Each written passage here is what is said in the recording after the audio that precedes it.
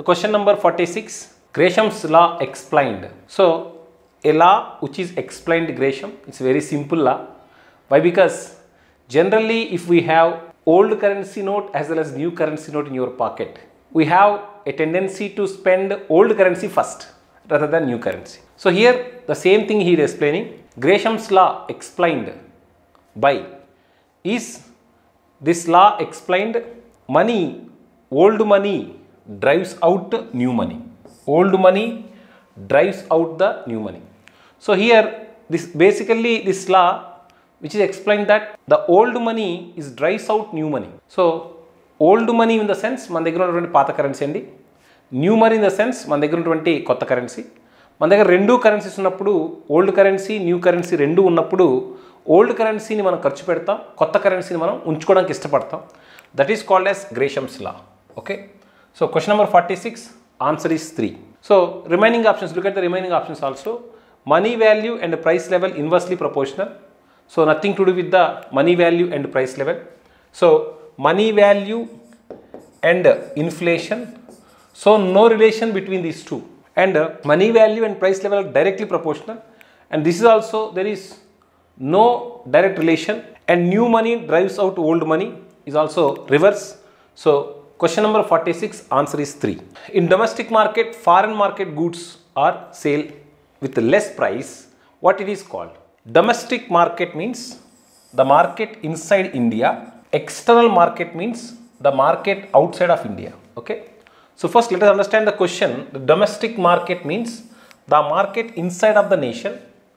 Foreign market means the market outside of the nation. So the inside of the market and outside of the market, if any person from outside who is selling the goods with the less price, in any person who is outside of the market who is selling with the less price, what it is called? The question is asking what it is called. It is called as dumping. Okay, 1.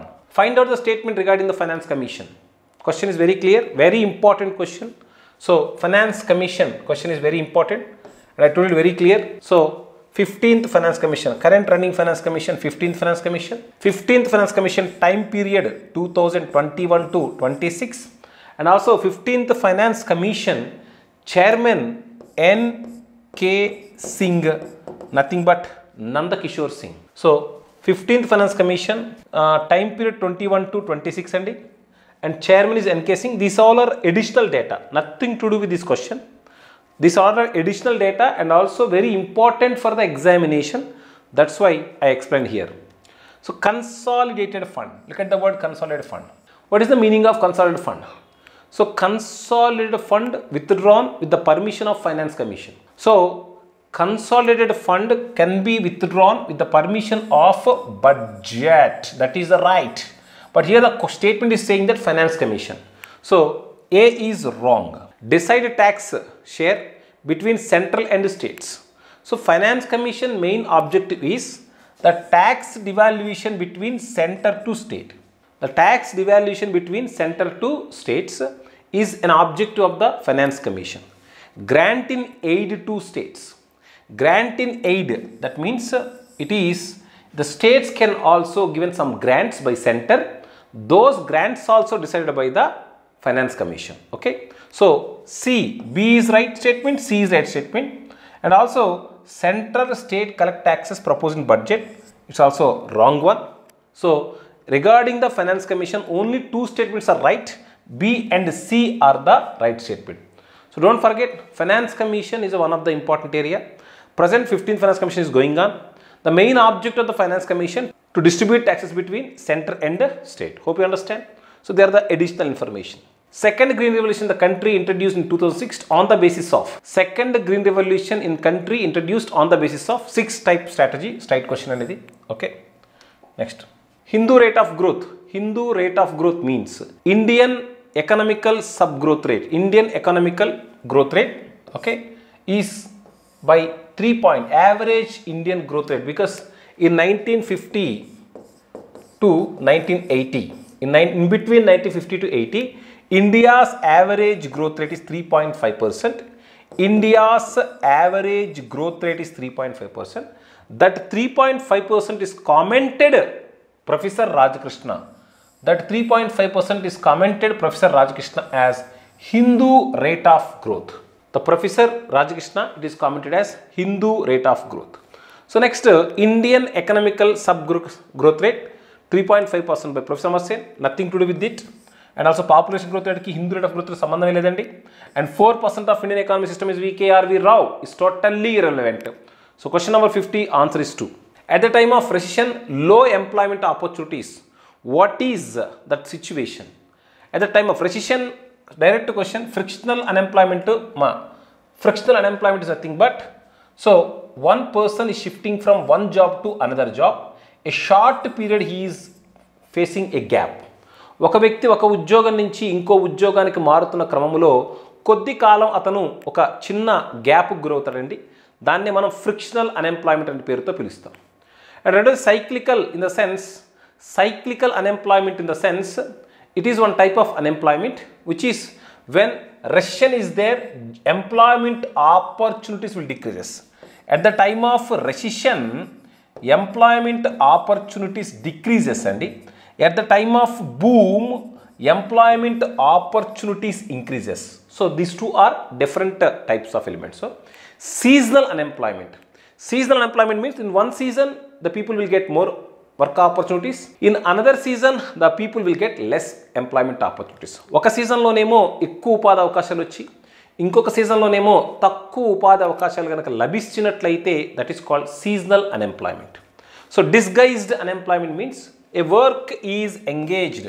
ఒక work చేయడానికి 10 members కావాలి, 10 members ప్లేస్లో 20 members పనిచేస్తున్నారు. ఒక పనిని కావలసిన దానికంటే ఎక్కువ మంది పనిచేస్తున్నట్లయితే డిస్గైజ్డ్. ఓకే, ఒక సీజన్లో పని దొరికి ఇంకో సీజన్లో పని దొరకకపోతే సీజనల్, అది కూడా ఇర్రెలెవెంట్. ఫ్రిక్షనల్ అంటే ఒక జాబ్ నుంచి ఇంకో జాబ్కి మారుతున్నటువంటి ప్రక్రియలో మనకు వచ్చేటువంటి గ్యాప్ని దాన్ని ఏమంటామంటే ఫ్రిక్షనల్ అన్ఎంప్లాయ్మెంట్ అంటే పేరుతో పిలుస్తాం. So 51 answer is 2. Stagflation means price decreases along with the unemployment rate. So generally stag means constant prices, constant prices at the distance of production. So stag means constant. So high unemployment rate, high inflation rate. Wrong.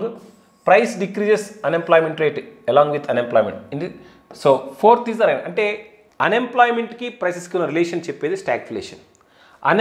ఒక్క ఉద్యోగ అవకాశాలు employment స్థిరంగా ఉండి, employment కాన్స్టెంట్గా ఉండి, prices పెరుగుతూ ఉంటే దాన్ని ఏమంటామంటే మనం ఓకే స్టాగ్ఫ్లేషన్ అని అంటాం. Okay, next explain the meaning of devaluation. Devaluation means ఆ పదంలో ఉన్న డి అంటే డిక్రీజింగ్, వాల్యూ అంటే విలువ.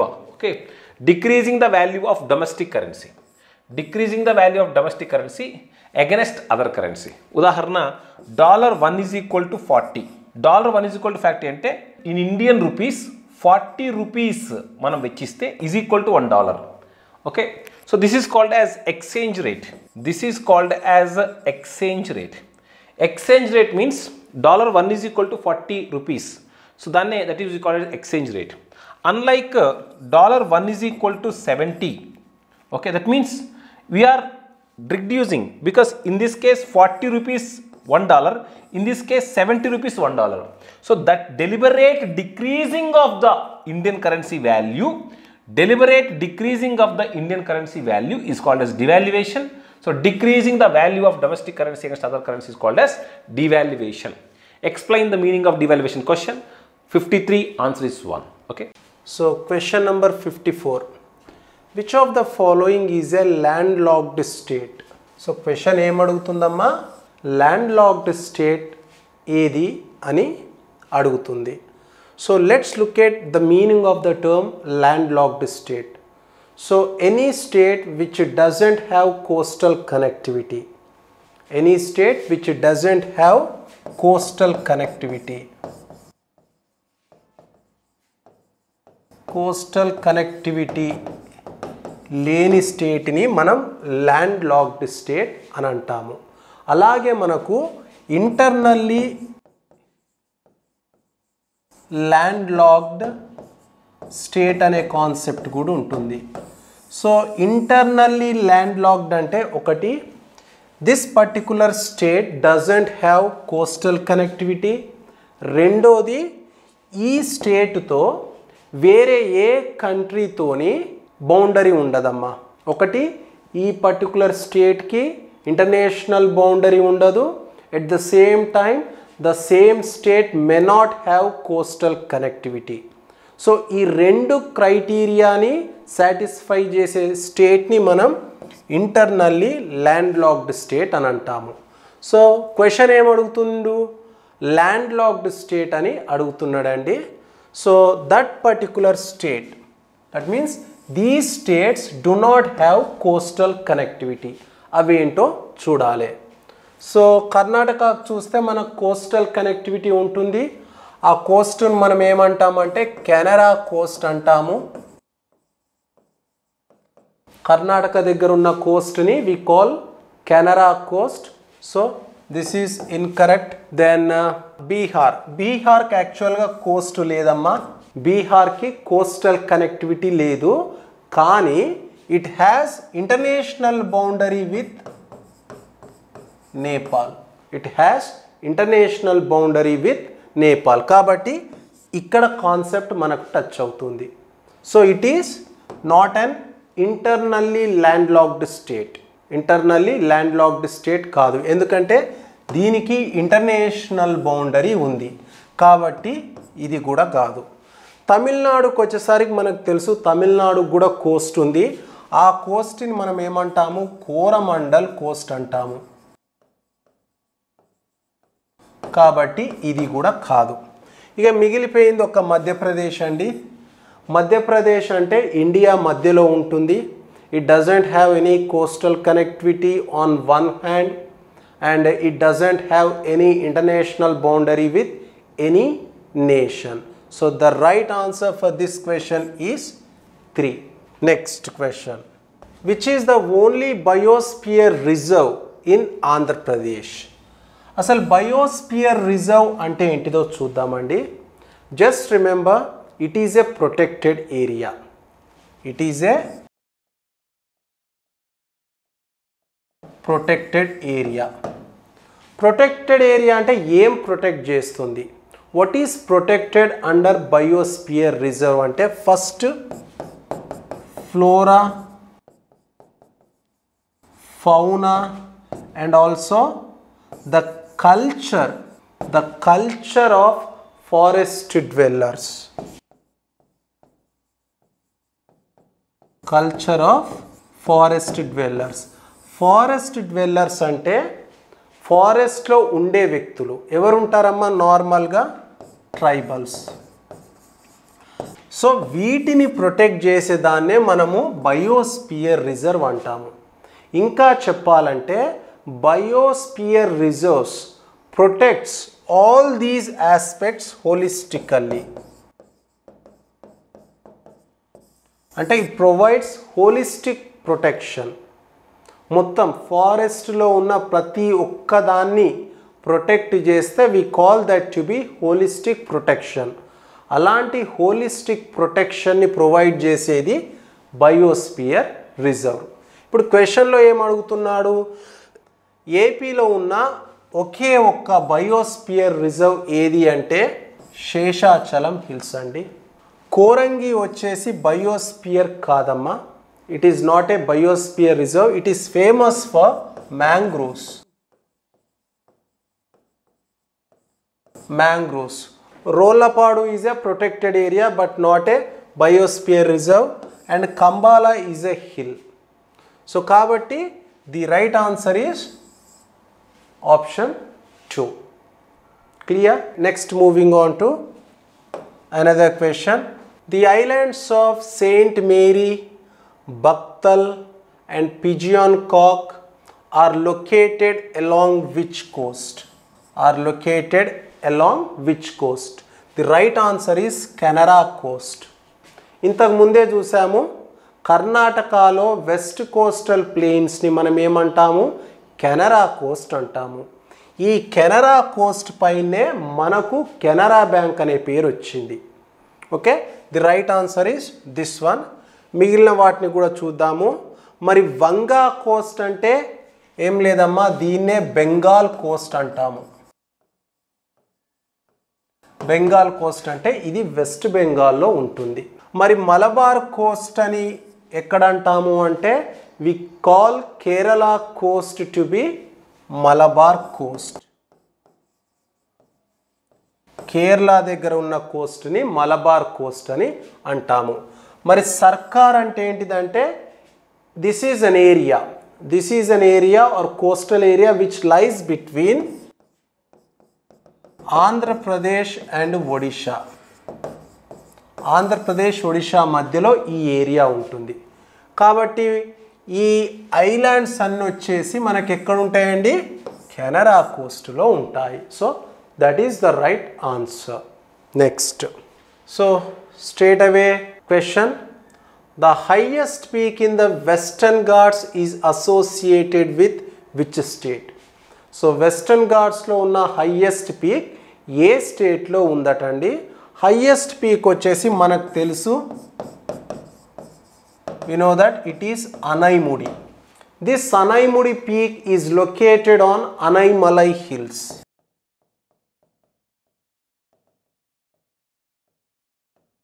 అనైమలై హిల్స్. అండ్ అనైమలై హిల్స్కి ఇంకో పేరు ఉంటుందమ్మా, అదే ఇలై మలై హిల్స్. మరి ఈ అనైమలై లేదా ఇలై మలై హిల్స్ ఎక్కడున్నాయి అంటే కేరళలో ఉన్నాయమ్మా. So from this we can say that the highest peak of western Ghats is located in the state of Kerala. Is located in the state of Kerala. And moving on to the second highest peak. The second highest peak is Dodabetta. So ఇది దేని మీద ఉంది అంటే it is located on Nilgiri Hills.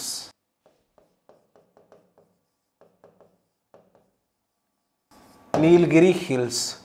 మనకు తెలుసు Nilgiri Hill is a trijunction of Tamil Nadu, Kerala and Karnataka.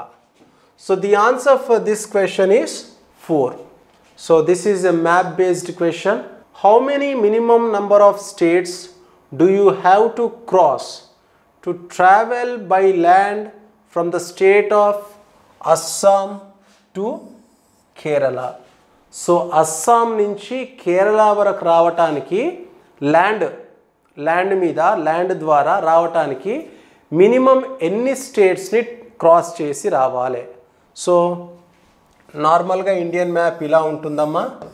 Yeah, so ఇది వచ్చేసి Assam and ఇది వచ్చేసి west Bengal and this is Odisha, this is Andhra Pradesh and this is Tamil Nadu and this is Kerala. Assam, west Bengal, Odisha, Andhra Pradesh, Tamil Nadu and this is Kerala. మనం ఇక్కడి నుంచి ఇక్కడికి రావటానికి మినిమం నంబర్ ఆఫ్ స్టేట్స్ ఎన్ని అంటే 1, 2, 3, 4. 4 స్టేట్స్ను దాటితే మనం అస్సాం నుంచి కేరళని రీచ్ అవ్వచ్చు. So we need to cross 4 states in order to reach Kerala from the state of Assam. So the right answer is option 1. Which of the following is not a tributary of river Kaveri? So Kaveri river tributary kandedo we need to identify. So let's look at the tributaries list of Kaveri. Amaravati or Amaravati, Noyal, Shimsha, Kabini, Bhavani, Lakshman Tirtha and Hemavati. So these are the tributaries of river Kaveri. So ఇవన్నీ tributaries అండి. మరి వైగై ఏంటిది అంటే Vaigai is an independent river.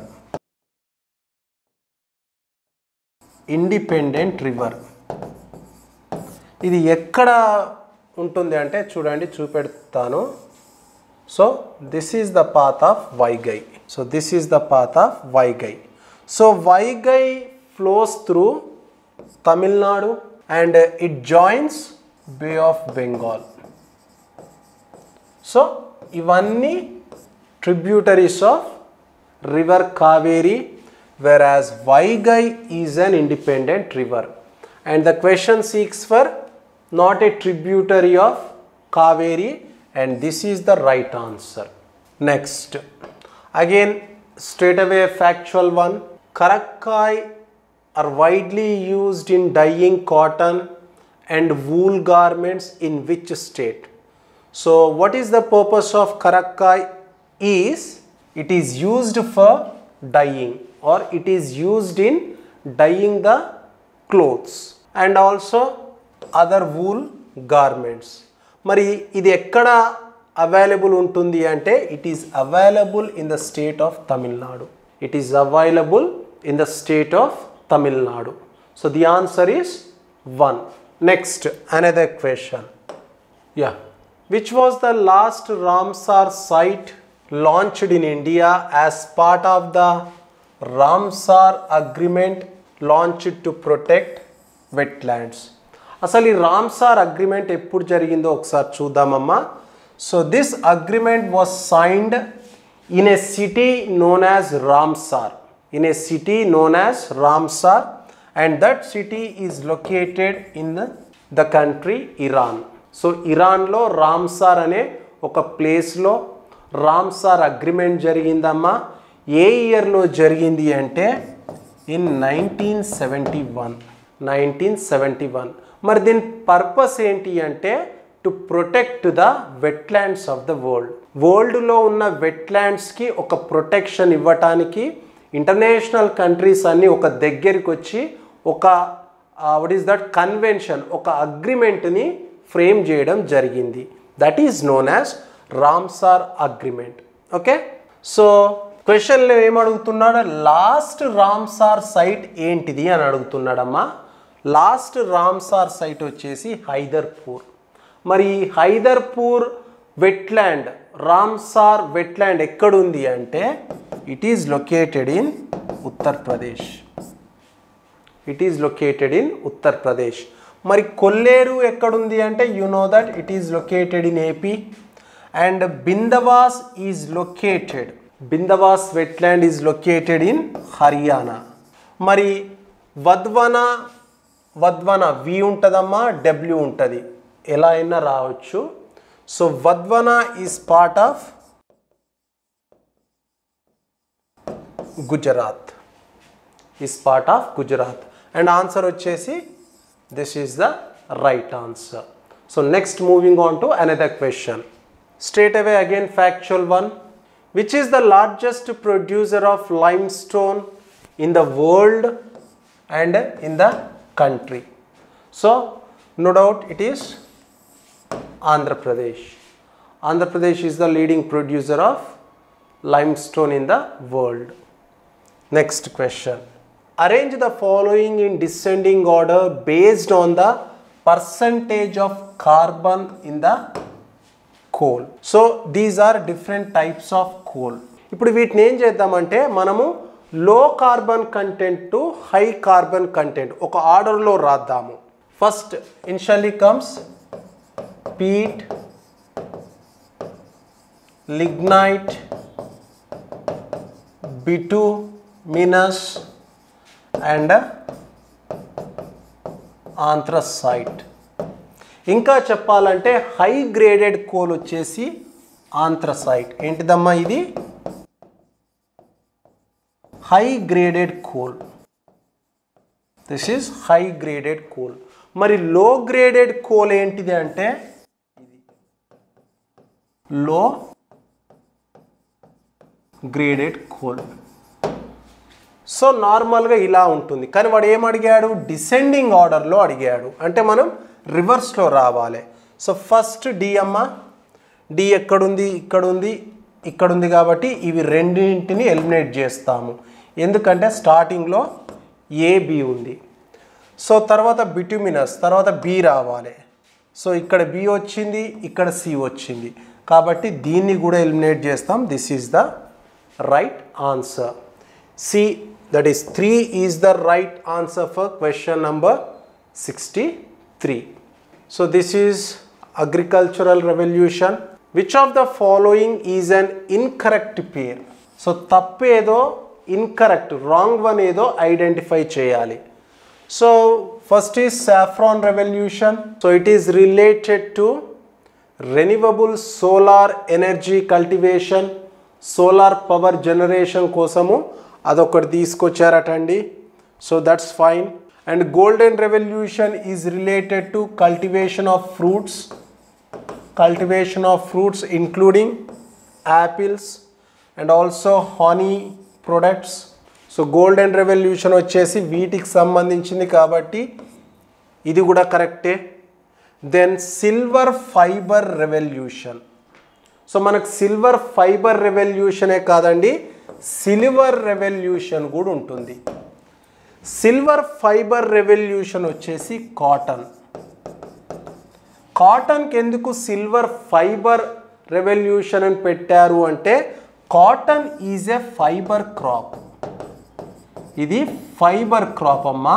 ఈ fibre అనే పదం మనకి ఇక్కడ ఉంది. సో ఫైబర్, సిల్వర్ ఫైబర్ అంటే go for cotton. Golden fibre అని ఇంకోటి కూడా ఉంటుందమ్మా, అది జూట్. సిల్వర్ ఫైబర్ వచ్చేసి కాటన్, గోల్డెన్ ఫైబర్ వచ్చేసి జూట్. మరి ఇక్కడ చూడండి, సిల్వర్ ఫైబర్ అనేది ఎగ్ ప్రొడక్షన్కి సంబంధించి అని ఇచ్చాడు కాబట్టి ఇది ఇన్కరెక్ట్. మరి ఎగ్ ప్రొడక్షన్కి ఏంటిది అంటే it is silver revolution. Silver revolution is related to production of eggs, whereas silver fiber revolution is related to production of cotton. So this is incorrect, and this is actually grey revolution. This is grey revolution. So grey revolution is related to production of fertilizers. So the incorrect pair is option 3. So read the following sentences. So we need to read the sentences and identify the correct statement. Tamil Nadu has the highest wind power capacity in the country. So it is absolutely right. ఇది ఒక coastal state. ఇంకా చెప్పాలంటే Arabian sea, bay of Bengal, Indian ఓషన్ని connect చేసే ఏరియాలో ఇది ఉంటుంది కాబట్టి విండ్ స్పీడ్ అనేది ఎక్కువ ఉంటుంది. కాబట్టి ఆబ్వియస్గా విండ్ కెపాసిటీ ఇక్కడ ఎక్కువనే ఉంటుంది. So this is right. Then Andhra Pradesh is the largest producer of solar power. So producer అమ్మా, లార్జెస్ట్ ప్రొడ్యూసర్ వచ్చేసి ఆంధ్రప్రదేశ్ కాదు, it is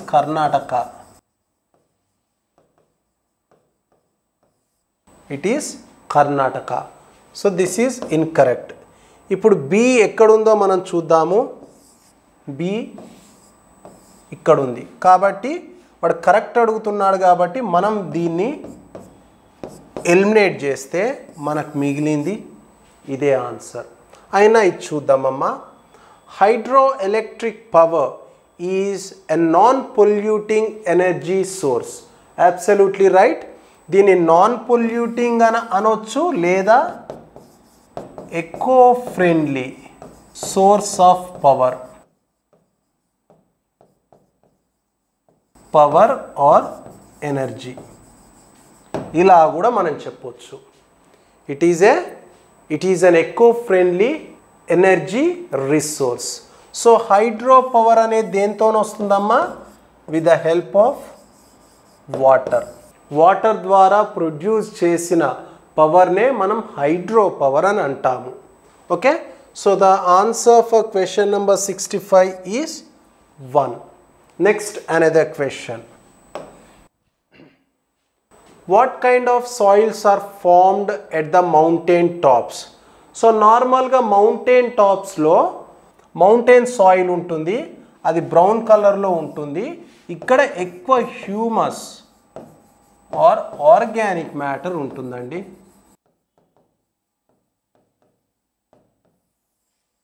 Humus organic matter untundi kabatti this is the right answer. So match the following. ఇటువైపు crops type ఇవ్వడం జరిగింది and వాటి location యాక్చువల్గా ఎక్కడ ఉంటాయనేది. So peanut, then rice, cotton, coffee. So మనకి ఇక్కడ చూస్తే మనీలా, నాగ్పూర్, చిక్మంగళూరు, జునాగఢ్. సో మనకి ఇవి రెండు చాలా ఇంపార్టెంట్ అమ్మా. ఎందుకు అంటే కాటన్ యొక్క లీడింగ్ కల్టివేటింగ్ స్టేట్ అంటే we can say that it is Maharashtra. Maharashtra is one of the leading producers of cotton. మరి నాగ్పూర్ ఎక్కడుంది అంటే మహారాష్ట్రలో ఉంది.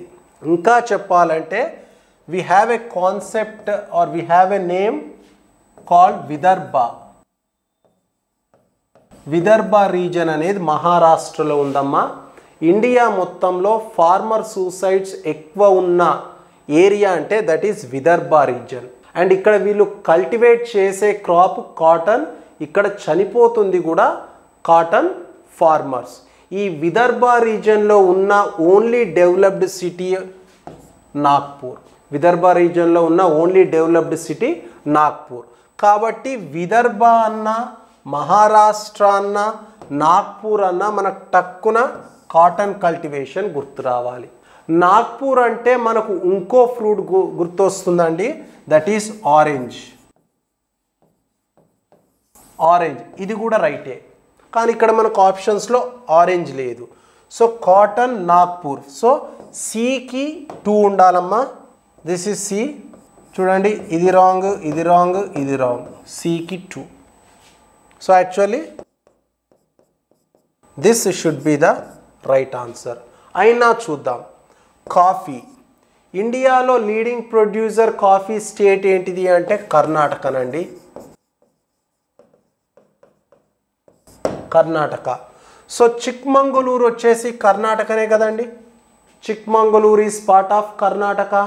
కాబట్టి మనం ఏం చేద్దాం, దీనికి లింకప్ చేద్దాం. సో డికి 3 ఉండాలి. ఇక్కడ ఉందండి, ఇక్కడ ఇక్కడ ఇక్కడ ఎక్కడా లేదు. ఇలా ఎందుకు చెప్తున్నానంటే ఒక్కోసారి మ్యాచ్ ద ఫాలోయింగ్లో ఉన్న బెనిఫిట్ ఏంటంటే పూర్తిగా ఆన్సర్స్ తెలియకపోయినా we can pick up the right answer. Right answer can be picked up despite we do not know the answers related to every option.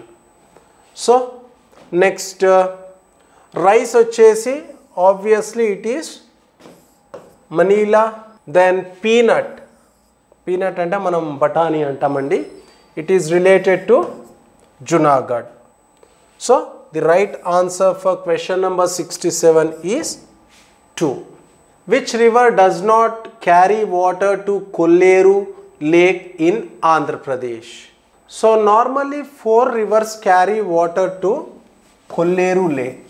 So aventi ante one is Budameru, Tamileru, Ramileru and Polaraj.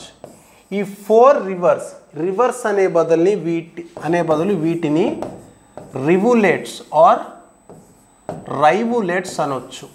అంటే చిన్న streams అండి. చిన్న స్ట్రీమ్స్ని రివులెట్స్ అని అంటారు.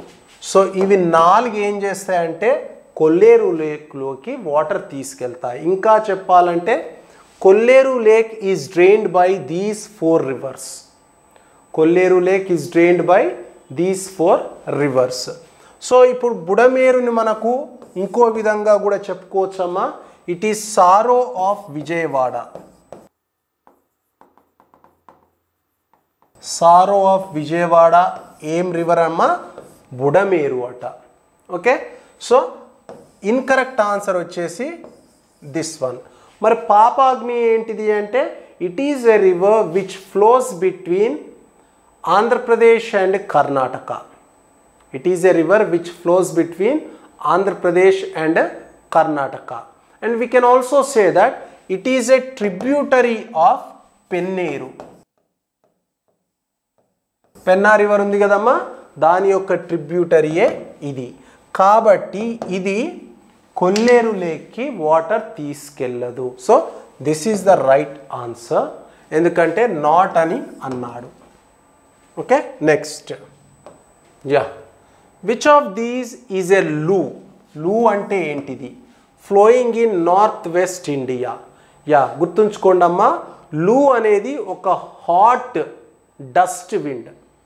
It is a hot dust wind which blows in north west India during summer season. During summer season. So ఇక్కడ మనకి ఏది ఉంది? Hot dust wind. ఇదమ్మా. So this is the right answer. Summer సీజన్లో నార్దర్న్ ప్లేన్స్లో వీచే ఒక గాలి, హాట్ డస్ట్ విండ్. సో మరి వేరే ఆప్షన్స్ కూడా చూద్దాము. యా, ఫస్ట్ ఆప్షన్ చూద్దాము. Wind blowing from a mountain peak. Mountain నుంచి వస్తున్న గాలిని మనం ఏమంటాము అంటే కెటబాటిక్ విండ్. కెటబాటిక్ విండ్ అంటాము. అలాగే సైక్లోన్ అంటే మనకు తెలుసు, హై టెంపరేచర్ అనేది సీ, ఓషన్స్ మీద ఫామ్ అవ్వడం వల్ల high temperature and low pressure are formed on the surface of the ocean, and this leads to the formation of cyclones. And Indian Ocean oscillation ante change in the sea surface temperature of western and eastern Indian Ocean. So Indian Ocean undi kada andi, dani western part eastern part lo ocean surface lo temperature variation లేదా temperature difference ఉంటే దాన్ని మనము Indian ocean oscillation అంటాము. దీనికే మనకు ఇంకో పేరు Indian ocean dipole అని కూడా అంటాము. సో క్వశ్చన్ ఏమడుగుతున్నాడు? లూ గురించి అడుగుతున్నాడు కాబట్టి ఇది ఒక హాట్ డస్ట్ విండ్. సమ్మర్ సీజన్లో నార్త్ వెస్టర్న్ ఇండియాలో we can find. So question number 70, match the following. In this part there are two categories are there, list 1, list 2. List 1 is categories, list 2 is hazards. This is not hazards. Hazards means disasters. The list 1 with connect to list 2. Which is the right answer? Given below code. Look at the board carefully. Set the list 1 and list 2. There are 4 categories are there. List 1. One is geophysical disasters.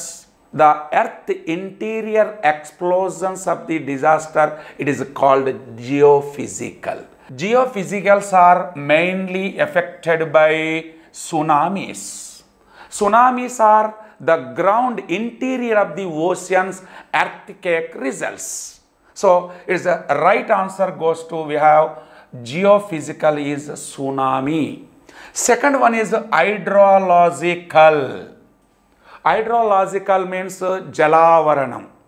Mari jalavaranamto ela vastayanante, this is means hydrological. Hydrological means landforms.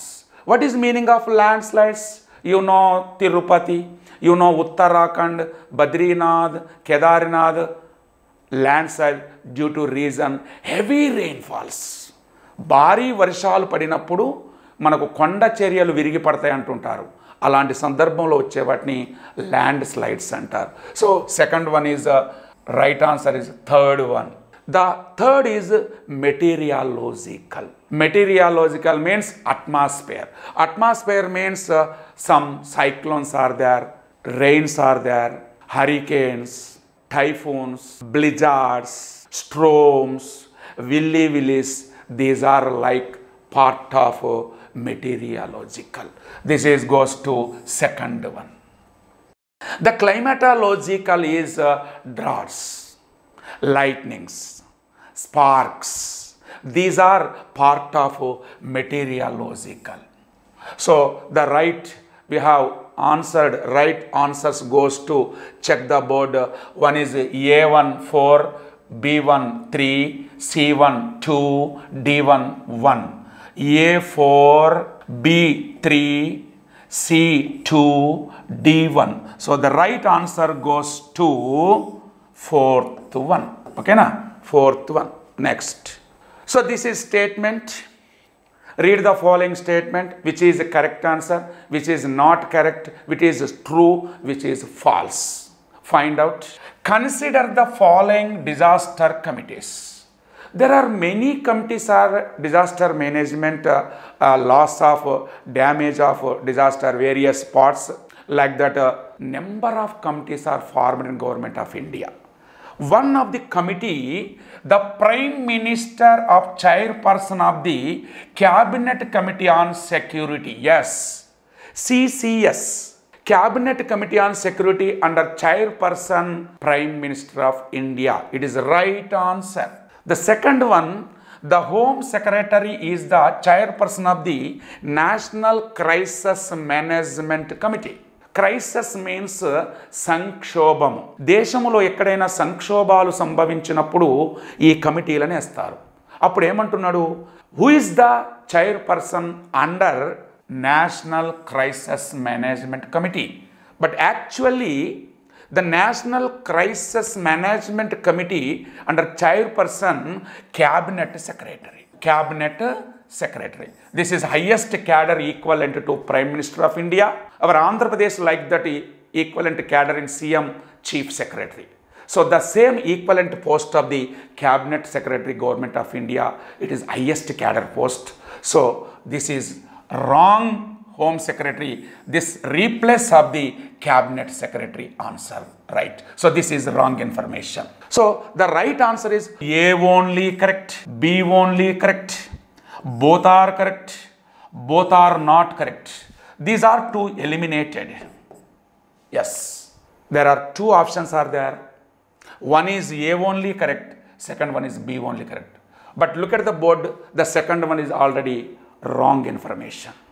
So the right is Cabinet Secretary. So finally we will go to we have right answer is 1. In which nodal minister responsible, see, there are number of disasters in India, like that earthquakes, like that droughts, like that landslides, like that tsunamis, like that volcanoes. So which minister responsible of the different loss of the disasters? So like that same the question, in which nodal minister is responsible as part of mitigation measures in event of industrial or chemical disasters? The industrial and chemical disasters, all of the student goes to first one in commerce and industry ministers. But the exactly answer is Ministry of Environment and Forest Climate Change. Climate change. So answer goes to second one, not first one. Only for industrial management purpose responsibility of the Union Minister of Industrial and Commerce. But disaster management, loss of the industrials, damage of the industrials to nodal agency, nodal responsible for Minister of only for Environmental and Forest Minister. So right answer goes to second one. What is the wind speed when super cyclone occurs in the classification of tropical cyclones? My dear friends, the Indian government, according to IMD, headquarter of the New Delhi, the used Indian tropical cyclones, various categories.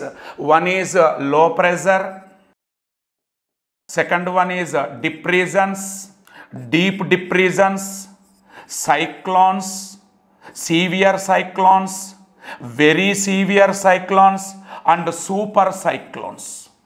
The used Indian tropical cyclones, various categories, minimum wind speed in low pressure 31 kilometer by ph per hour. The maximum wind speed of the super cyclone more than 221 kilometer per ph. This is rare cyclones in the world. We have faced, there are two super cyclones. One is 1999 October 29th in Odisha super cyclone. We have already faced in 1999. The second one is in Andhra Pradesh, 2014, October 12th, in Hudhud cyclones, Hudhud Tufan, Hudhud storms. So the answer is super cyclones, the movement of the air, the wind speed, velocity of 221 km per hour. 221 km and above. It is 2014 Visakhapatnam Hudhud Tufan, more than 215 km range. Heavy loss in Visakhapatnam. There are damage of the assets or human, cattle, crops. So the right answer goes to first one. In which of the following is not part of the human-made disasters? Dear friends, disaster management can be divided two parts. One is natural disasters. Second one is human-made disasters. These are only natural process like that earth interior and earth surface. But these are including of the human activities. But which is wrong statement of this statement? So which one of the following is not part of the ante kaadu, ఏది కాదు అనేది అడుగుతున్నారు. So one is nuclear and radiological emergencies. This is exactly either like that gas leakage, like that technical problem. So this is 100% of the human made disaster. Yes, biological and public health emergency. Recently we have faced in corona and epidemic and pandemics. So this is also involved of the human being. This is biological public health. అంటే అంటువ్యాధులు అంటారు తెలుగులో. Epidemic means అంటువ్యాధులు. అంటువ్యాధులు అంటే ఒకరి నుంచి ఒకరికి అంటిస్తుంటారనమాట. ఈ అంటించేటటువంటి దాన్ని మనం ఏమనాలి? హ్యూమన్గా భావించాలి. And mass groups and fire risk, short circuit. Number of reasons are there fire risk. And mass జన సమూహాలు ఉన్న చోట కూడా మనకి ఇబ్బంది అయ్యే అవకాశం ఉంటుంది. కాబట్టి this is also right answer. But this is not right to human made disaster. This is only for natural disaster.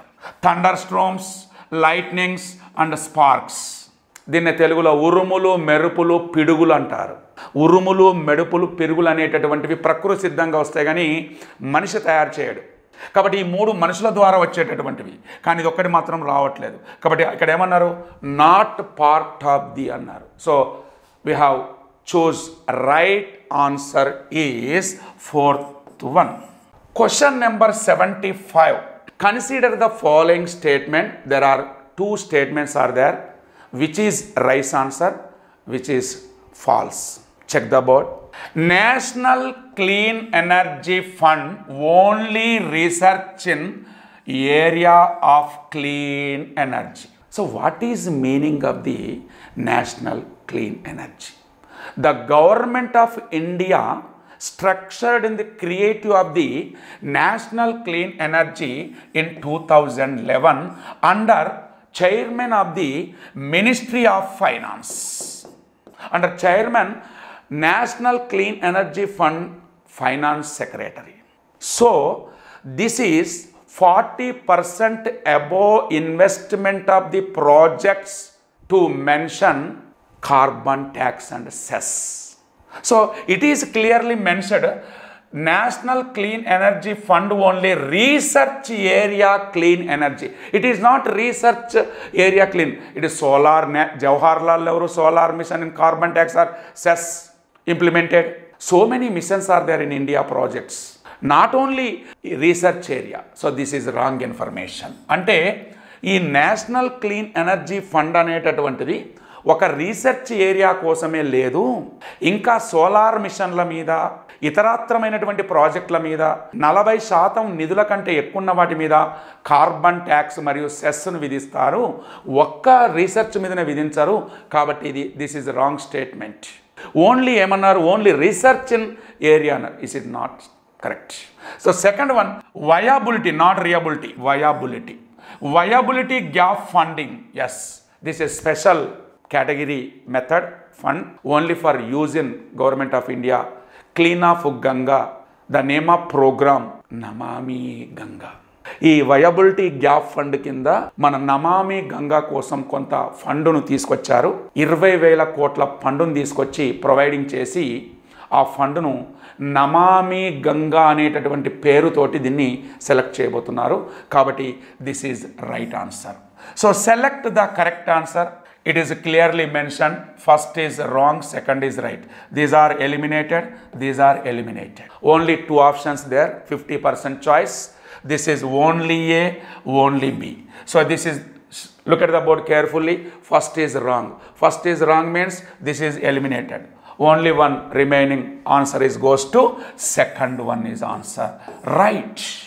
Which one of the following is not site for in situ method of the conservation area? This is part of unit in biodiversity. Biodiversity. The biodiversity can be divided 2 parts. 2 parts. One is in situ. Second one is ex situ.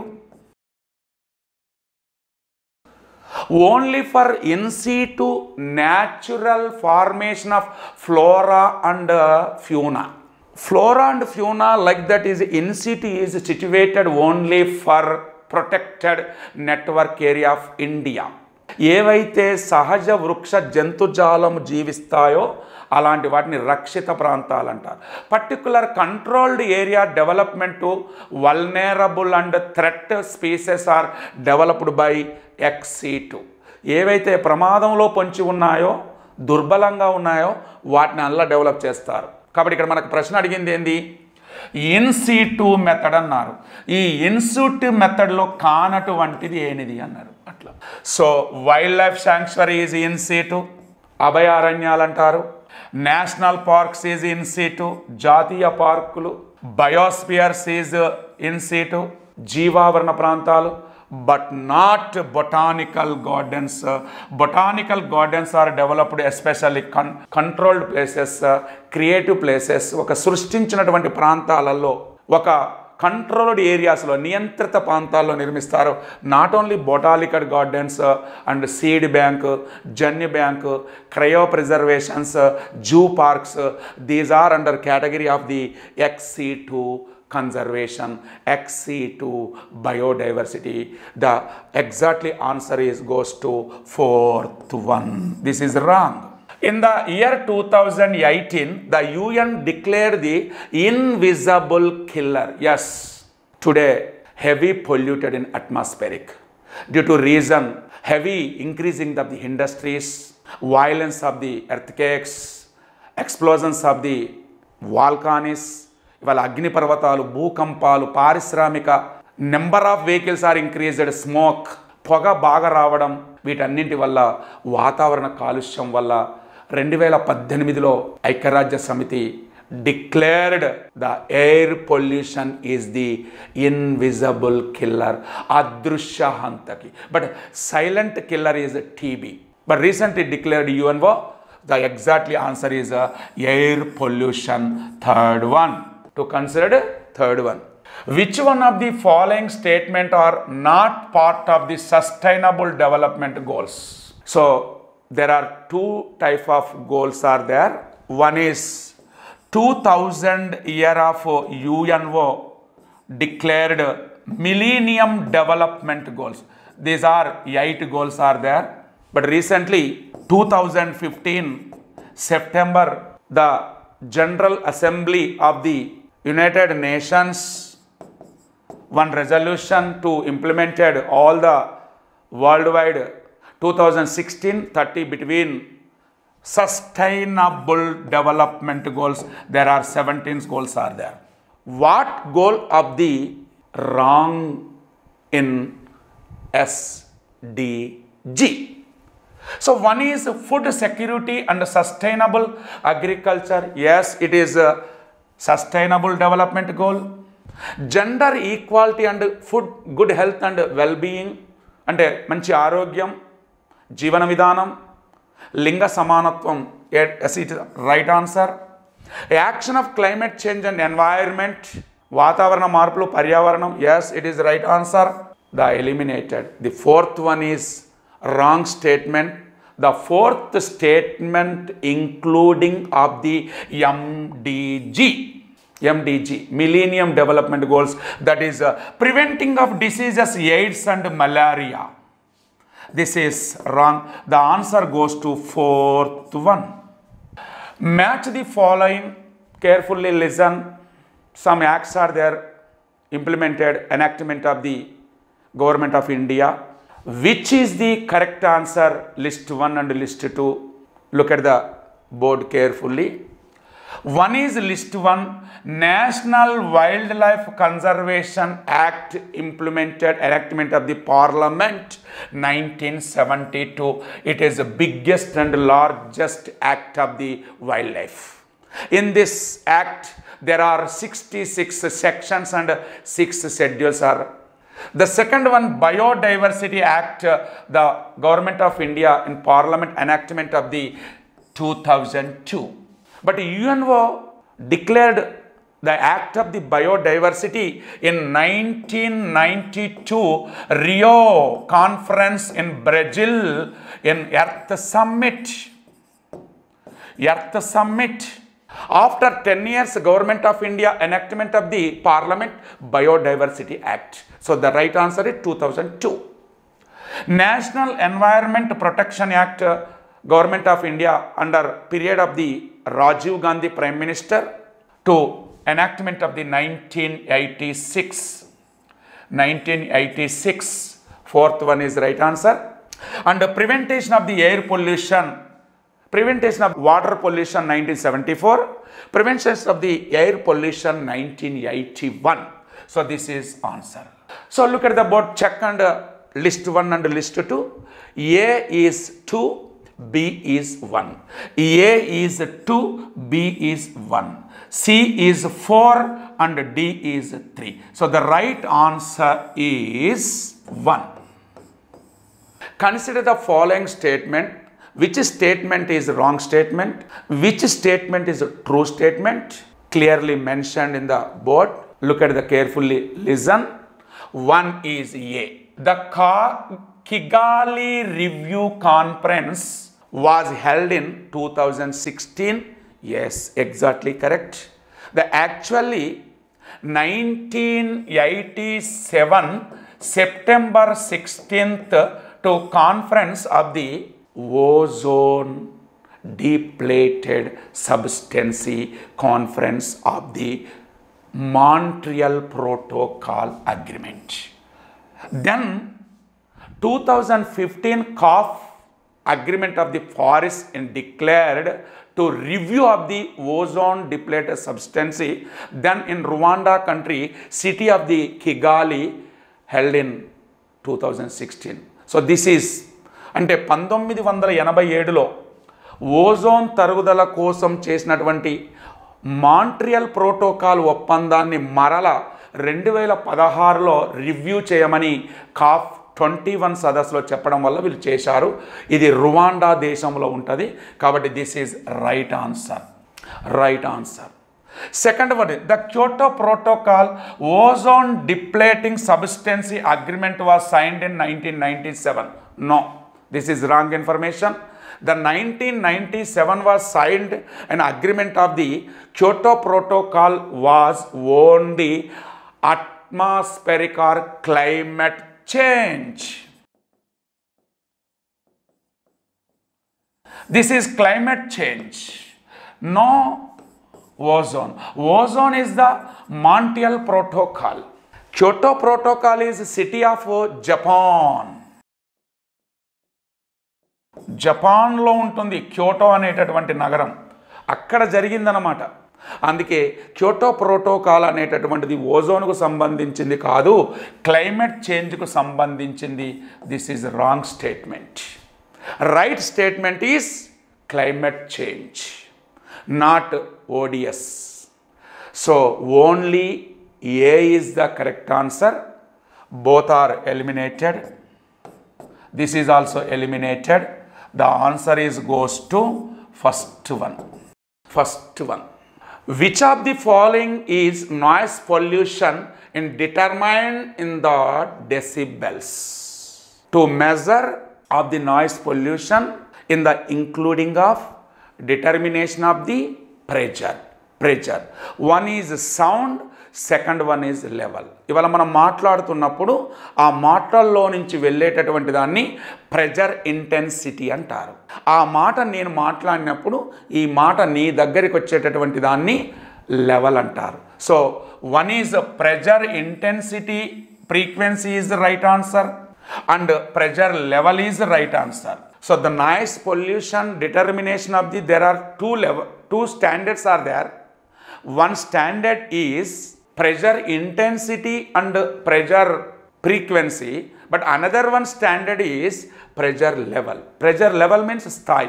నా నుంచి నీ దగ్గరికి రావడం స్థాయి అంటారు, నా దగ్గర అన్నటువంటి సౌండ్ లెవెల్ రావడాన్ని ఫ్రీక్వెన్సీ అంటారు. But both are correct.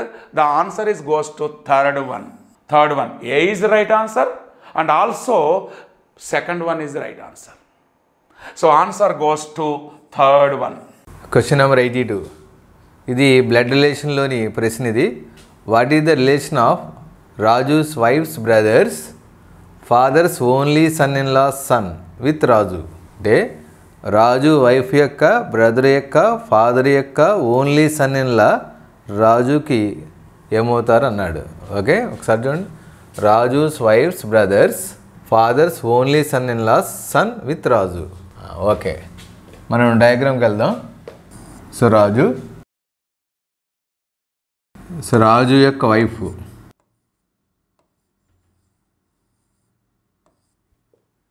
ఆ wife's brother's, Raju's wife's brother's అంటే రాజూస్ వైఫ్స్ బ్రదర్, రాజుకి ఏమవుతాడు? బ్రదర్లా.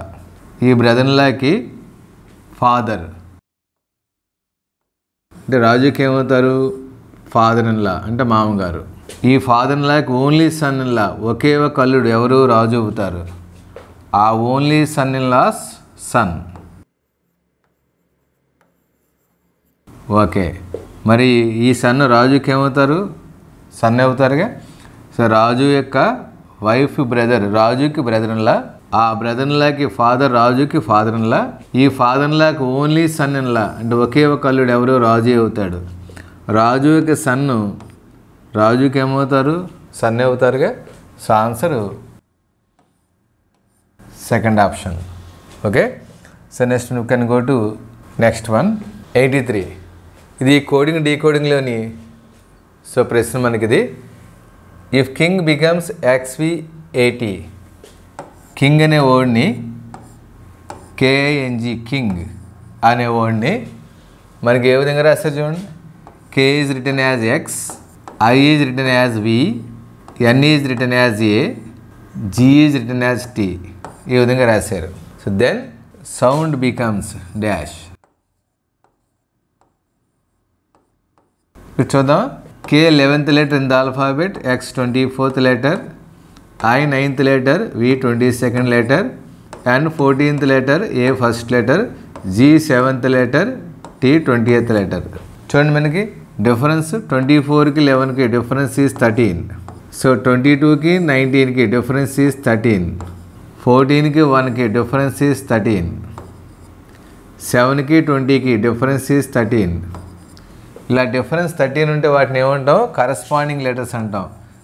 If difference between the letters is 13, ఇలా లెటర్కి మధ్య డిఫరెన్స్ 13 ఉంటే వాటిని ఏమంటాం మనం? Corresponding letters. కరస్పాండింగ్ లెటర్స్ అంటే ఎలా ఉంటాయంటే AN, BO, CP, DQ, ER, FS, GT,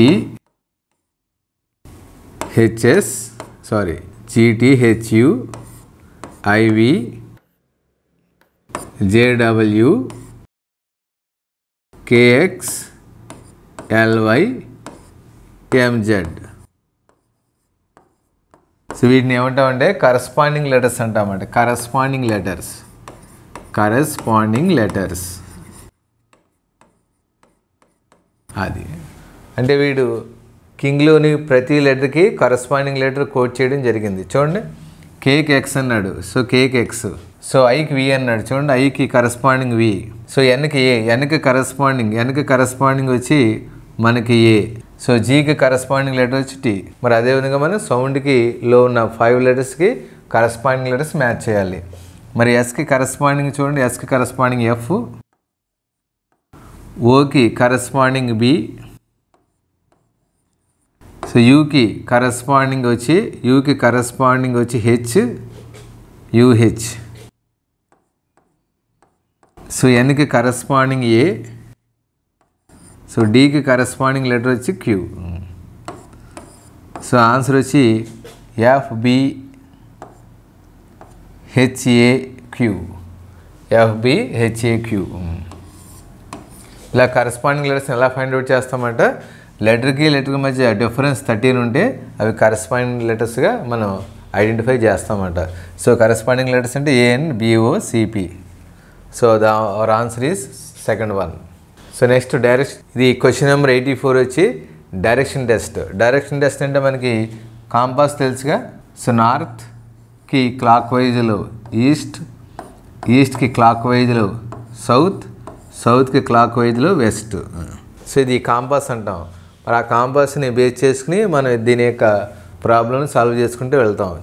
Balu leaves is office in a car and drives 15 kilometers towards north అన్నాడు. సో అంటే మరి ఆఫీస్ నుంచి బయలుదేరాడు. సో ఎటు పక్కకు వెళ్ళాడు వాడు? సో నార్త్కి 15 km, నార్త్కి 15 km బయలుదేరాడు. నార్త్కి 15 km. సో అక్కడి నుంచి ఏం చేశాడు? వెస్ట్కి 10 km, వెస్ట్కి 10 km. సో నెక్స్ట్ మరి సౌత్కి 5 km, సౌత్ అంటే డౌన్వర్డ్స్గా, సౌత్కి 5 km. సో నెక్స్ట్ వచ్చి he turn to east and moves 8 km. East అంటే ఇలా కదా, ఈస్ట్కి 8 km అన్నాడు. మరి ఈ లైన్ వచ్చి 10 km కదా, మరి వాడు ఈస్ట్కి 8 అన్నాడు. అంటే ఇంకో 2 లైన్ వదిలిపెట్టి 8 మాట. అంటే ఈ డిస్టెన్స్ ఏమవుతుంది? 2. 8 + 2 10. సో మన వాడు ఇలా సౌత్కి వచ్చిన తర్వాత ఈస్ట్కి 8 km వెళ్ళి అక్కడ నుంచి నెక్స్ట్ ఏం చేశాడు? Finally turn right and drove 10 kilometers. మరి ఈస్ట్కి వచ్చిన తర్వాత రైట్ టర్న్ అంటే సౌత్ వైపుకే కదా, ఎలా వచ్చిందో రైట్ టర్న్. సో యారోలో ఉందిగా, సో రైట్ అంటే క్లాక్ వైజ్. సో యారోలో ఉందిగా, రైట్ అంటే క్లాక్ వైజ్, అంటే సౌత్ వైపుకి టర్న్ అవుతాడు అనమాట. సౌత్ వైపుకి 10 km. 10 అంటే ఎక్కడి వరకు వేసుకుంటాం చూడండి, టోటల్ 15 km కదా ఇది. సో దీని ఆపోజిట్ ఎంత వచ్చింది? 5. అంటే రిమైనింగ్ ఎంత ఉంది? 10 ఉంది. ఆ 10 మనం ఇలా వేసుకుంటూ వచ్చేస్తామన్నమాట.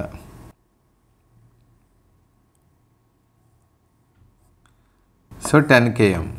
సో ఇది ఫైనల్ పాయింట్ అన్నమాట. సో ఎప్పుడైతే ఈస్ట్కి 8 km వెళ్ళి మరి రైట్ టర్న్ తీసుకుని 10 km అన్నాడు. మరి 10 అంటే ఎలా వస్తుంది చూడండి, మరి టోటల్ 15 కదా, ఇది 5 అయితే దీని ఆపోజిట్ ఆల్సో 5, రిమైనింగ్ ఎంత ఉంది? ఇంకా 10 ఉంది. సో ఆ విధంగా మరి ఇలా ఈస్ట్కి వెళ్ళిన తర్వాత రైట్ టర్న్ తీసుకుని 10 km వెళ్ళి సో ఫైనల్ డెస్టినీ చేరుకున్నాడు. ఇప్పుడు చూడండి, how far and in which direction is he from he starting point. ఈ స్టార్టింగ్ పాయింట్ ఇక్కడ నుంచి చూస్తే వాడు ఏ డైరెక్షన్లో ఉన్నాడు? వెస్ట్ వైపుకి ఉన్నాడుగా. మరి డిస్టెన్స్ ఎంత అంటున్నాడు? మరి టోటల్ 10 kmకి ఇది 8 + 2, మరి ఇది 2 అయినప్పుడు దీని ఆపోజిట్ కూడా ఏమవుతుంది? 2 అవుతుంది. కాబట్టి వాడు స్టార్టింగ్ పాయింట్ నుంచి డైరెక్షన్ వెస్ట్ వైపు ఉన్నాడు. డిస్టెన్స్ ఎంత? 2 km. So answer west 2 km, west 2 km. Answer వచ్చి మనకి థర్డ్ ఆప్షన్. దీనికి వితౌట్ డయాగ్రామ్ కూడా చేయొచ్చు. వితౌట్ డయాగ్రామ్ ఎలా చేస్తామో చూడండి ఒకసారి. వితౌట్ డయాగ్రామ్ అంటే చూడండి, ఇక్కడ నార్త్ 15, సో నార్త్ 15 తర్వాత మనకి ఆపోజిట్ డైరెక్షన్లో ఎప్పుడు కూడా మైనస్ చేస్తాం, సేమ్ డైరెక్షన్లో ప్లస్ చేస్తాం. మరి ఆపోజిట్ డైరెక్షన్లో ఏమన్నా చూడండి, నార్త్ 15, ఇక్కడ సౌత్ 5 ఉంది. నెక్స్ట్ మళ్ళీ సౌత్ ఎక్కడ ఉంది చూడండి. సో ఈస్ట్ వైపుకి వెళ్ళిన తర్వాత రైట్ టర్న్ తీసుకున్నాడు కదా, మరి ఈస్ట్కి వెళ్ళిన తర్వాత రైట్ టర్న్ అంటే కిందికి సౌత్ వైపుకి. మరి ఇది కూడా ఏమవుతుంది మనకి? ఈ టర్న్ రైట్ అంటే ఇక్కడ సౌత్ అవుతుంది. ఇక్కడ ఆ సౌత్ ఎంత 10 అవునా. మరి ఇక్కడ ఎంత సౌత్ 5, ఇది సౌత్ 5, ఇది సౌత్ 10. మరి సేమ్ డైరెక్షన్లో ఏం చేస్తాం, ప్లస్ చేస్తాం. సౌత్ 5 సౌత్ 10 అంటే ఎంత సౌత్ 15. మరి ఆల్రెడీ నార్త్ 15 ఉందిగా, ఇక్కడ నార్త్ 15. మరి ఆపోజిట్ డైరెక్షన్లో ఎప్పుడు మైనస్ చేయాలి. మళ్ళీ సౌత్ 15 ఎక్కడెక్కడ వచ్చింది చూడండి. సౌత్ 5 ఇక్కడ మరి ఈస్ట్ వైపుకి వెళ్ళిన తర్వాత రైట్ టర్న్ అంటే సౌత్ వైపుకేగా, అంటే ఇక్కడ ఎంత సౌత్ 10. సౌత్ 5ని సౌత్ 10 రెండు సేమ్ డైరెక్షన్లో అయితే యాడ్ చేయాలి, ఆపోజిట్ డైరెక్షన్లో అయితే మైనస్ చేయాలి. మరి ఇక్కడ సౌత్ 5ని south 10 south 15. So north 15 south 15 opposite direction కాబట్టి మైనస్ చేస్తాం. 15 క్యాన్సిల్ 0. సో ఇది సాల్వ్ అయిపోయింది, దీని అవసరం లేదు. నెక్స్ట్ ఇంకేం మిగిలే మనకి 10 km వెస్ట్ మిగిలింది. సో వెస్ట్ 10 మిగిలింది. ఇంకా తర్వాత నెక్స్ట్ ఏం మిగిలింది చూడండి, ఈస్ట్ 8 మిగిలింది. So west 10 east 8. ఇప్పుడు ఈ రెండు సాల్వ్ చేస్తే మన ఫైనల్ ఆన్సర్ వచ్చేస్తుంది. ఈస్ట్ వెస్ట్ ఆపోజిట్ డైరెక్షన్స్ కదా, మనం మైనస్ చేయాలి. 10 - 8 2. మరి 2 km ఎక్కడి నుంచి డైరెక్షన్ ఏం తీసుకోవాలి, 8 to 10లో మరి పెద్ద వాల్యూ 10ఏగా. సో 8 to 10లో బిగ్ వాల్యూ 10 కాబట్టి 10 వైపుకి ఏముంది, వెస్ట్ ఉంది. సో మన ఆన్సరు 2 km వెస్ట్. మన ఆన్సర్ వచ్చి 2 km వెస్ట్. సో ఆప్షన్ ఉందా, థర్డ్ ఆప్షన్ ఉంది. సో ఇలా వితౌట్ డయాగ్రామ్ కూడా చేయొచ్చు, మనకి ఏది ఈజీ ఉంటే అది ట్రై చేసుకోవచ్చు. సో ఇక్కడ ఏంటంటే సేమ్ డైరెక్షన్స్ ప్లస్ చేయాలి, ఆపోజిట్ డైరెక్షన్స్ మైనస్ చేయాలి. ఎక్కువ వాల్యూ ఎక్కడుంటే ఆ సైడే తీసుకోవాలి. సో ఇది వితౌట్ డయాగ్రామ్ విధానం అన్నమాట. Question number 85, find the odd number of given numbers అన్నాడు. మొత్తం మనకి 5 నెంబర్స్ ఇచ్చారు. ఈ 5 నెంబర్లో మనకి ఒక నెంబర్ వచ్చి డిఫరెంట్గా ఉంది అన్నారు. ఇక్కడ చూడండి 5, 17, 37, 61, 101. 5 odd number and also prime number, but 5 is nearest to square number, 2 square plus 1. 17 odd number and prime number, but 17 is written as 4 square plus 1. 37 is a odd number and also prime number, but 37 is written as 6 square plus 1.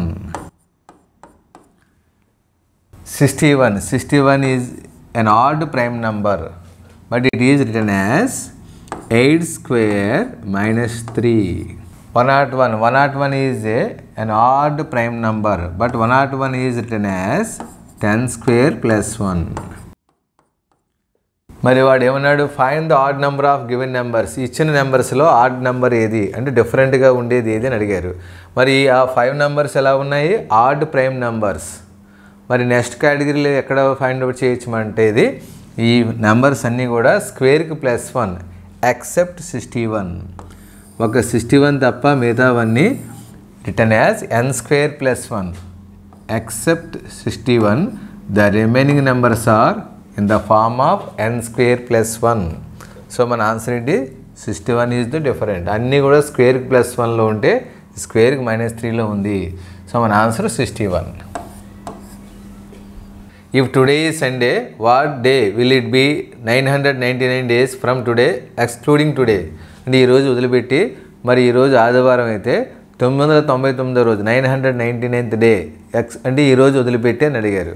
అంటే మనం క్యాలెండర్లోని question కాబట్టి ఇది every 7th day ప్రతి 7వ రోజు అదే రోజు అవుతుంది కాబట్టి మనం ఏం చేస్తామంటే సో 999ని 7తో డివైడ్ చేస్తామన్నమాట. 7తో డివైడ్ చేస్తే 7 14s 98.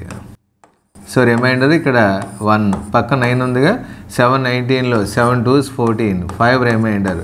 ఈ రిమైండర్ ఏమంటాం, ఆడ్ డేస్ అంటాం. 7తో డివైడ్ చేసిన తర్వాత వచ్చే రిమైండర్ని ఆడ్ డేస్ అంటాం. ఈ ఆడ్ డేస్ ఎన్ని వచ్చాయి, 5 ఆడ్ డేస్. కాబట్టి ఈరోజు Sunday అన్నాడుగా, today is Sunday.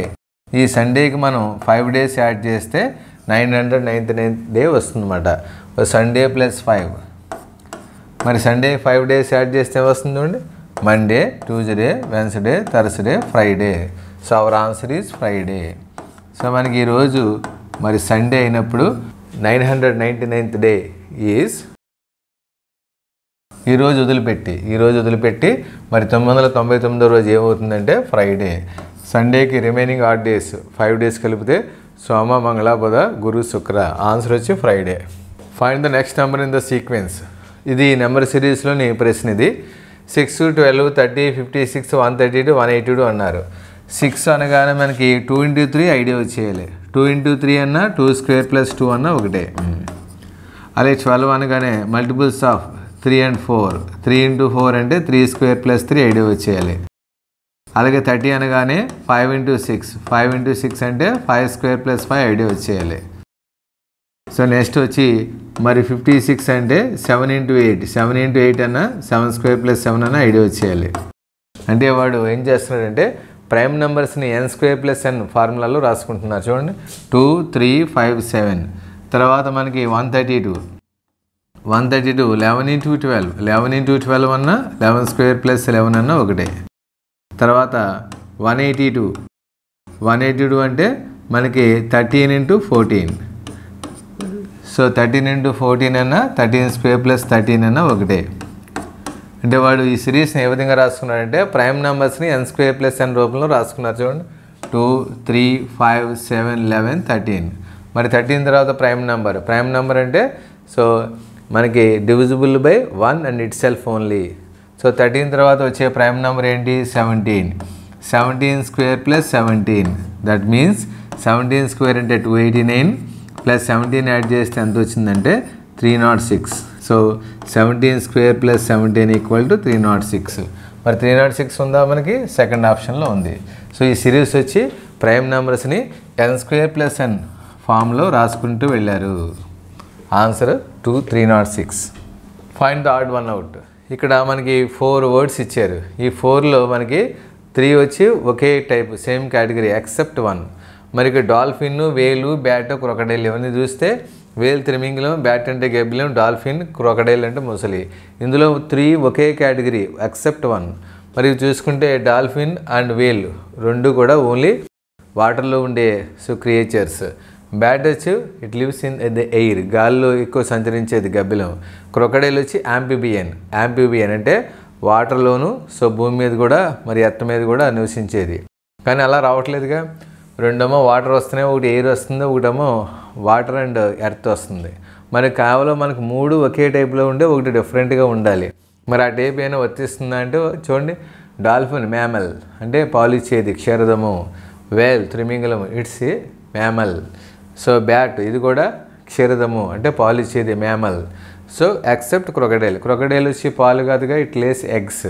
So కాబట్టి మనకి 1, 2, 3 అంటే dolphin, whale, bat, these 3 are mammals అంటే పాలు ఇచ్చేవి క్షీరదాలు తెలుగులో.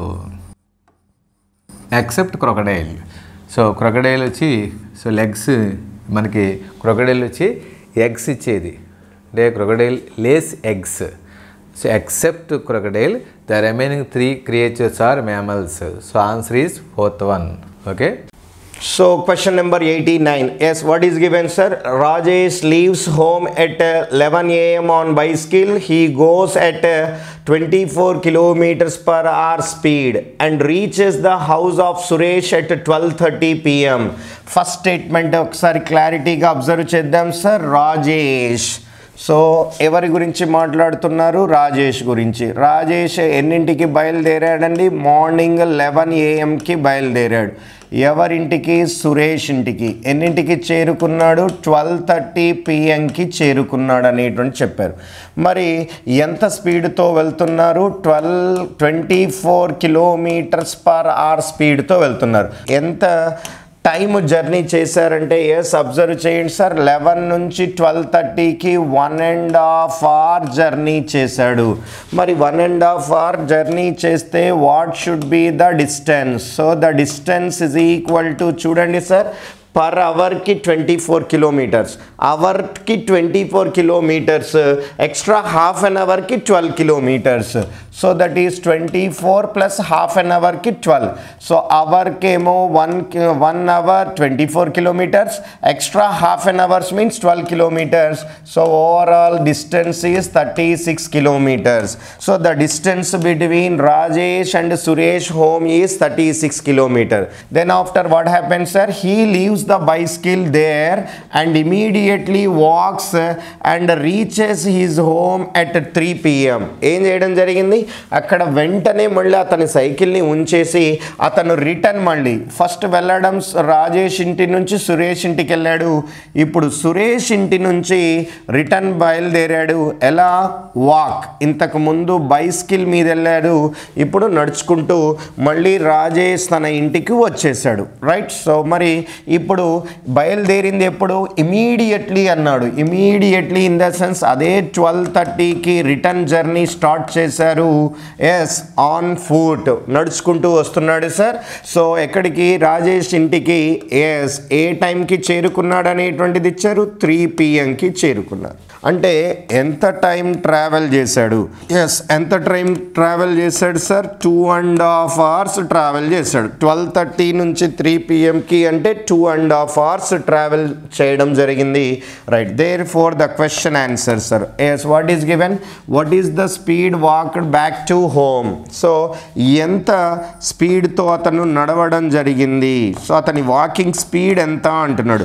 Speed is equal to formula distance by time అనేటువంటిది డిఫైన్ చేస్తాం. డిస్టెన్స్ ఆల్రెడీ మనం క్యాలిక్యులేట్ చేసాం, 36 kilometers. అండ్ టైం, నడిచేటప్పుడు ఎంత టైం తీసుకోవడం జరిగింది సార్? ఎస్, 2.5 hours టైం తీసుకున్నారు. సో కాబట్టి 2.5 hours అనేటువంటిది రాయడం జరుగుతుంది. ఎస్, 2.5 hours అనేటువంటిది రాస్తే ఎస్ ఏమవుతుంది? అబ్జర్వ్ చేయండి sir. 36/5/2. So that is 72/5, which is nothing but 14.4 km/hour should be the right answer. Is there option for 14.4 kilometers? Yes, which is given in first option should be the right answer. Okay, right. Now the next question is Kiran got 141, 137, 136, 145, 147, 132 marks in 6 out of 7 subjects. Ante totally there were 7 subjects will be given. Totally there were 7 subjects. Out of 7 subjects, 6 subjects marks will be list. So 6 subjects marks will be clearly given. The first subject is 141, second subject is 137, third subject is 136, fourth subject is 145, fifth subject is 147, sixth subject is 132, and we don't know about the 7th subject. We don't know about the 7th subject. Why? Because total 7 subjects. Out of 7 subjects, 6 will be clearly given. Right. Then what is given, sir? How many marks should he get in 7th subject to attain an average of 140? To attain an average of 140. అంటే average అనేటువంటిది 140 maintain చేయాలి అనేటువంటిది వాళ్ళు చెప్తున్నారు sir.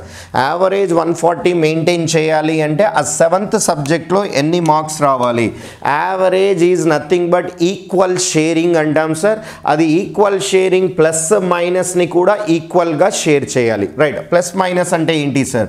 140 కంటే 141 ఎంత extra? Yes, 1 excess +1. Okay, 140తో comparison చేస్తే 147 3 less. 140తో కంపారిజన్ చేస్తే 136 4 less. 140 and 145, yes, 145 is 5 more.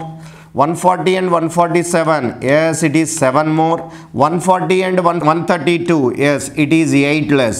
Yes, ఇప్పుడు మీరు ఆ లాస్ట్ సబ్జెక్ట్ని ఎక్స్పెక్ట్ చేయాలి. ఫస్ట్ నెగిటివ్ కన్సిడర్ చేయండి. Negative -3 -4 -8. What happen sir? -3 -4 -7 and -8 -15 వచ్చింది. నెగిటివ్ కౌంటింగ్ ఎంత వచ్చింది? 15.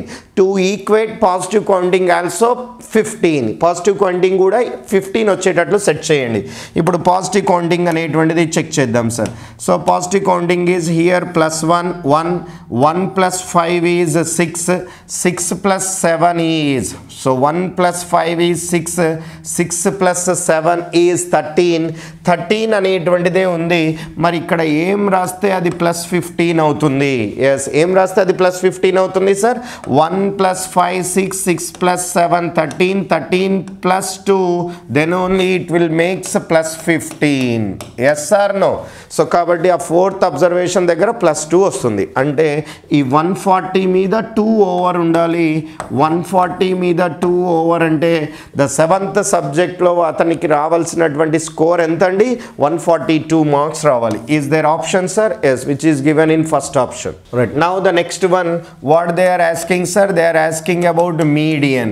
So what is meant by median? Median ante the middle most value. When eppudu cheppalandi middle most value? After arrangement of the data. So first of all, when calculating the median of the data, when find out the median of the data, first of all we should arrange the data in either ascending order or descending order. First of all, we have to arrange the data in ascending order. What is meant by ascending order, sir? Smaller to greater, smaller number to greater number. The very first smaller number is, yes, it is clearly given 24.3. Next smaller number is 24.6. Next smaller number is 24.9. Next smaller number is 25.7. And next smaller number is 26.5. Next smaller number is 27.7. Next smaller number is 28.9, and the next smaller number is 29.7 అనేటువంటిది ఇచ్చారు. Yes, it is clear. So these are arranged in ascending order. After arranging the order, first of all we have to decide the middle most value. So middle most value define చేద్దాం. So last నుంచి 3 numbers and first నుంచి 3 numbers. So last లో 3 numbers, first లో 3 numbers balance. So middle most value రెండు values మనకి define అవుతున్నాయి. Middle లో ఎన్ని values డిఫైన్ అవుతున్నాయి? 2 values మిడిల్ లో డిఫైన్ అవుతున్నాయి. ఒక వాల్యూ మిడిల్ లో డిఫైన్ అయితే అది మీడియన్ గా కన్సిడర్ చేయాలి. If only one value is exist middle, so that self is called as median. If 2 values are exist, so if 2 values are middle, so we have to give their average as median. Therefore median of the data is, so therefore median is, so average of these two, 25.7 plus 26.5 by 2, 25, 26, S 51 and 1.2, so that is 52.2 by 2. 52.2 by 2 means which is, so clearly 26.1 should be the right answer. Is there option for 26.1? Yes, which is given in third option should be the right answer. Right, now the next one, find the mode of the data. What is definition of mode? Where the frequency is maximum, where the frequency is maximum, that observation is called mode. So frequency ante number of students edaithe untundo aa students yokka count frequency ni represent chestundi. Where the frequency is maximum, yes, 6 is the maximum frequency, that corresponding observation will be called as mode of the data. Therefore corresponding observation means 48 is called mode of the data. Therefore your answer goes to second option should be the right answer. Right, now the next question, observe the given table and answer the following question. These questions are belongs to data interpretation, sir. Table chart will be given. ఒక table ఇస్తారు, table ద్వారా దానికి సంబంధించినటువంటి 3 questions కి are 5 questions కి మనకి questions అడిగే scope ఉంటుంది. సో ఇక్కడ చూడండి sir, from 93 to 95. So 3 questions will be clearly given based on this table. Okay, first of all clearly observe the table. What is given? So number of students securing below 60% marks. Below 60% means clearly less than 60%. And number of students 80 or more. 80 or more means greater than or equal to 80%. Greater than or equal to 80%. And now the between will be 60 కంటే less than ఇచ్చారు, 80 కంటే more ఇచ్చారు. మరి between మనకి ఏం ఉండాలి? 60 కంటే extra, 80 కంటే less అనేటువంటిది ఉండాలి. In between 60 and 80 ఉండాలి. So that is between them 60 and 80 అనేటువంటిది ఇవ్వాలి. బిట్వీన్ 60 and 80% ఇవ్వాలి. కానీ వాళ్ళు ఏమి ఇచ్చారు అబ్జర్వ్ చేయండి. Number of students securing below 80% marks. ఇక్కడ బిలో 60, ఇక్కడ బిలో 80 అంటే మీనింగ్ ఏంటి? ఈ 60 కంటే తక్కువ వచ్చిన వాళ్ళు కూడా ఇందులో కౌంట్ అవుతారు. సో కాబట్టి మనం వాటిని సపరేట్ చేయాలి. మనం వాటిని ఏం చేయాలండి? సపరేట్ చేయాలి. ఎస్, ఎలా సపరేట్ చేస్తాం సార్? 300, 330 డిఫరెన్స్ ఎంత అండి? 30. అంటే ఈ 30 మెంబర్స్ ఎవరు? In between 60 and 80. సో ఈ 220, 260 డిఫరెన్స్ ఎంత అండి? 40. 280, 320 డిఫరెన్స్ ఎంత సార్? 40. 320, 350 డిఫరెన్స్ ఎంత సార్? 30. 240, 300 డిఫరెన్స్ ఏమవుతుంది? 60. సో ఈ నెంబరింగ్ 30 స్టూడెంట్స్, 40, 40, 30, 60 స్టూడెంట్స్ యొక్క స్కోర్ దేనికి బిట్వీన్ ఉంటుంది? In between 60 and 80%. Right. Now what they are asking? They are asking about which school has lowest number of students. మరి ఏ స్కూల్లో students least number of students ఉన్నారు అన్నారు. మరి ఇక్కడ చూడండి సార్, 300, 330 and 70. రైట్. డైరెక్ట్గా వీటిని యాడ్ చేస్తే వచ్చేస్తుంది sir 400 students. 260 and 40, 300 students. 320 and 80, yes, 400 students. 350 and 50, yes, 400 students. And 360, 360 students. Right. So please observe, according to the table, what we can say, sir? So lowest number of students is, least number of students is 300. So among them, the least number is 300. 300 belongs to which school, sir? School B. Is there option for school B? Yes, it is given in second option, should be the right answer. Right. Now the next question is, which school has the highest percentage of students scoring 60 or more? అంటే 60 or more అనేటువంటిది అడుగుతున్నారు sir. 60% or more percent అనేటువంటిది. So options will be B, E, C, D. So you have to observe B, C, D, E. 4 schools ని మనం count చేద్దాం. What is B school? What is C school? What is percentage in D school? What is the percentage in E school? So please observe here, the total strength of B is nothing but 400.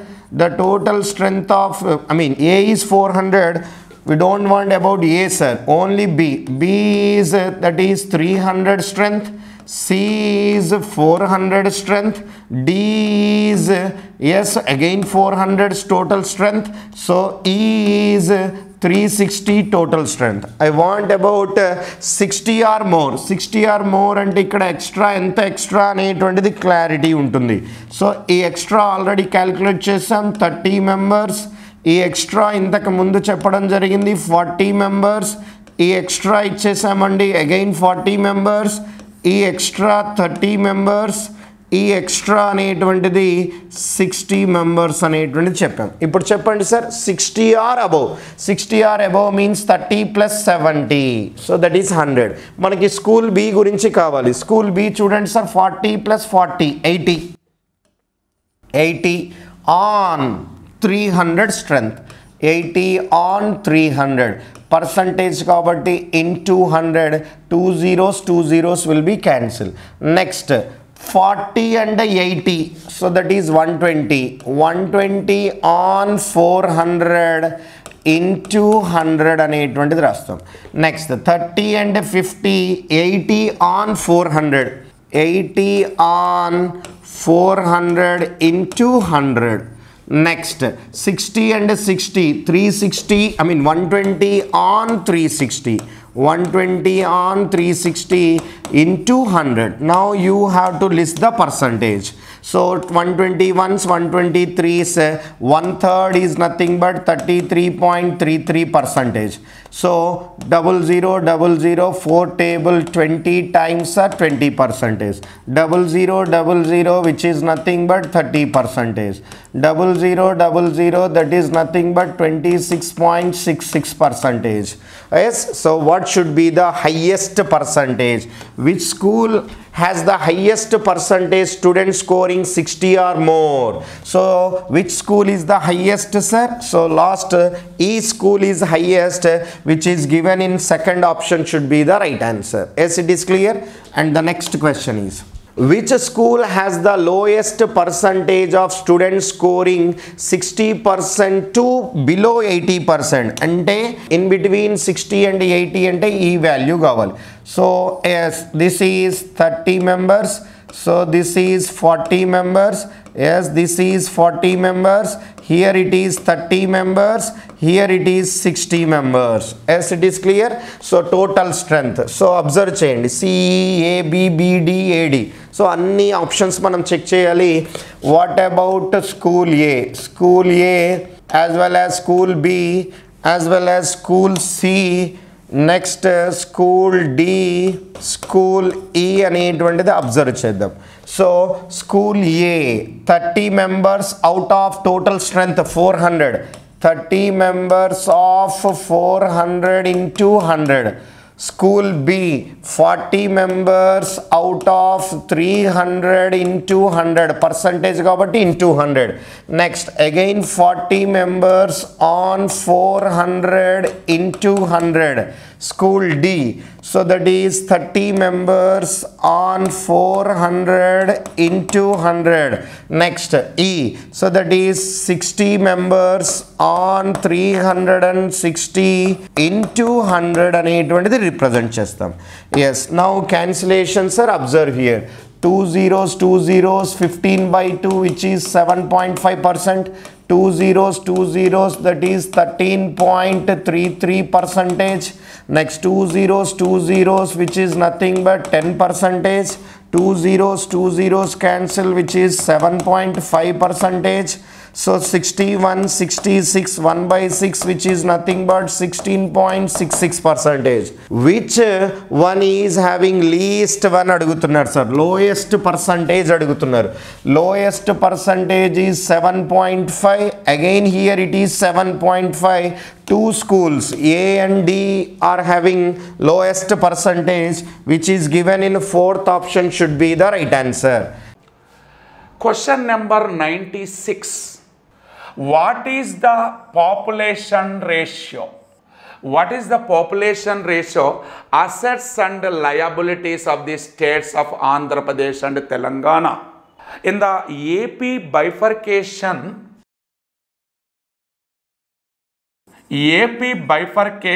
Act in 2014, there are 12 parts are there in this act. The part 1 in preliminarily mentioned in two sections are there. Section 1 title, section 2 definition. In this section 2, class H mentions in population ratio to divided on 2011 census. 2011 session in combined Andhra Pradesh 8.6 crore population. After bifurcation in new Andhra Pradesh in 4.95 crores and remaining formation of the Telangana 3.50 crores. So that's why the proportion of the ratio population in 58.32 is Andhra Pradesh and 41.68 is Telangana. అంటే ఈ జనాభా ప్రకారము ఈ శాతాన్ని తీసి assets కానీ liabilities కానీ bank బ్యాలెన్స్లు కానీ క్రెడిట్స్ కానీ డెబిట్స్ కానీ ఇలా పంపకం చేయాలి, డిస్ట్రిబ్యూషన్ చేయాలి. So the answer is 58.32 41.6 is TS, 58.32 is Andhra Pradesh. So the right answer is first one. Polavaram is a national project. Yes. Which section should be executed of the Central Government Recognition Act? So clearly mentioned in AP Bifurcation Act. AP Bifurcation Act in this part 9th.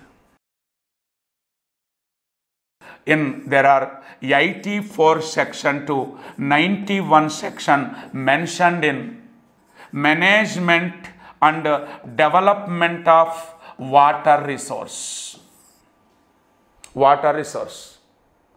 జల వనరుల నిర్వహణ అభివృద్ధిలో 84 నుంచి 91 సెక్షన్ల మధ్యలో క్లియర్గా ఇచ్చారు. But it is clearly section 19, there are 4 sub clauses are there. Section 91, section 92, section 93, section 94. Section 91 is Polavaram is a declared of the Government of India national project. Yes, right answer. Second is Polavaram is one of the irrigation project. Right answer. Third class, consent of the Polavaram project in Telangana government. Consent means sammatinchadam, anumatinchadam. This is right answer. So clearly mentioned all aspects, all are executed by, managed by Government of India. Yes. So the right answer goes to section 90 in Polavaram project. Section 90 ప్రకారం Polavaram project మీద కేంద్ర ప్రభుత్వమే చర్యలు తీసుకోవాలి అని చెప్తుందన్నమాట. In which schedule provision separate railway zone? One is railway zone, second one is major sea ports. So in this AP Recognition Act of the 2014, there are 13 schedules are there. So 13 schedules, one of the schedule, the 13th schedule declaration of the national importance of the institutes or developments. 13వ షెడ్యూల్లో జాతీయ స్థాయి గుర్తింపు పొందినటువంటి సంస్థలు రంగాలను చేస్తుంది. అందులో one of the railway zone for Visakhapatnam, second one the major fort of Duggarajapatnam in Nellore district, the rapid express highway between Amaravati and Hyderabad, and metro railway in Visakhapatnam, and metro railway the new capital of Amaravati between Vijayawada and Tenali. These are including of the 13th schedule. So the right answer is goes to 4th one. So how many schedules are parts and section are there in the Andhra Pradesh Reorganization Act? But actually AP Reorganization Act in 2014, the parts are 12, schedules are 13, sections are 108. But actual AP Reorganization Act, there are 12 parts are there and 13 schedules and 108. But here is a question mentioned, but how many the chronological order? The chronological order hierarchy of the question, the first one is schedule, okay. The second one is the part, okay. The third one is the sections. But how many schedules are there? The first one, second one, third one. First is 13. But how many parts are there? 12. How many sections are there? 198. This is sequence of the question. One is schedules, second one is parts, third one is section. So the right answer goes to 13, 12 and 108. Where is the answer is in option? The right option is 13, 12, 108. So answer goes to first one. So very, very interesting question. On what basis should be financial distributed natural calamity? ప్రకృతి విపత్తులు సంభవించినప్పుడు కేంద్ర ప్రభుత్వం కేటాయించినటువంటి డబ్బును ఎలా పంచుకోవాలి అని అడుగుతున్నారు question. On what basis should be financial distributed natural calamity of existing of the both of Andhra Pradesh and Telangana? In particular, AP Reorganization Act part of 6th mentioned clearly section 52. Section 52. A special funding of the 52. ప్రత్యేక నిధులు కేటాయించినప్పుడు ఒక ప్రకృతి విపత్తు సంభవించినప్పుడు ఆ విపత్తులను భౌగోళికంగా పంచుకోండి, జనాభాగా వద్దు. So the right answer to geographical area based distributed in both of Telangana and Andhra Pradesh financial assistance. So the right answer is second one.